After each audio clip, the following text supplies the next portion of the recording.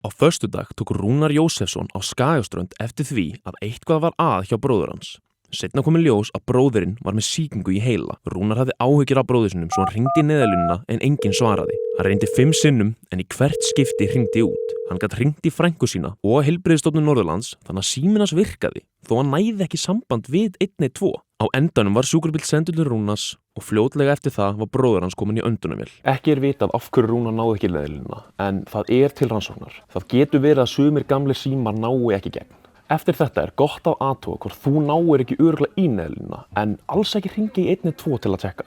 Hringdu í símanúmerið 1280 sem pröfunúmer sem athugar hvort þú nær sambandi. Og ef allt eðlilegt átt að heyra þessi skilaboð. Prófun, neyðarsímtal. Símtalið þitt komst til skila. Framkvæmdastjóri Neyðarlínunar hvetur alla til að hringja í númerið 1280 úr símum og afa. Eldra fólk oft með gömul tæki og því mikilvægt að athuga hvort þau nái sambandi.